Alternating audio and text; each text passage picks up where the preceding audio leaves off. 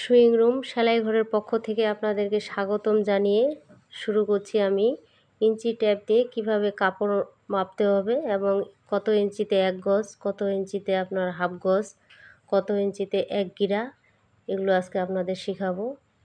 তো আপনারা মনোযোগ সহকারে দেখুন, ভিডিওটি স্কিপ না করে সম্পূর্ণ দেখার চেষ্টা করবেন।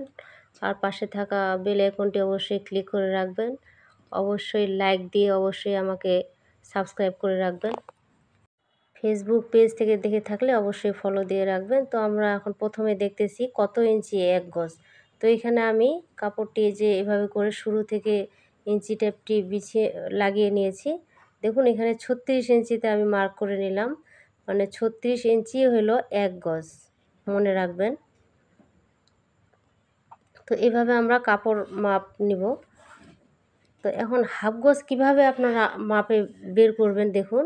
তো আপনারা 36 ইঞ্চিটাকে চেপে ধরবেন এক হাত দিয়ে, আর ইঞ্চি টেপের প্রথমে যেখানে শুরু হয়েছে সেটার মাঝখানে ভাঁজ দিয়ে দেখবেন যে কত ইঞ্চি, মানে 36-এর অর্ধেক 18 ইঞ্চি। 18 ইঞ্চি হলে অবশ্যই এটা হাফ গজ, মানে এটা হলো 8 গিরা, 16 গিরায় 1 গজ। তো এখানে 18 ইঞ্চিতে আমি চেপে ধরলাম, আবারও মাঝখানে ভাঁজ ভেঙে দিলাম।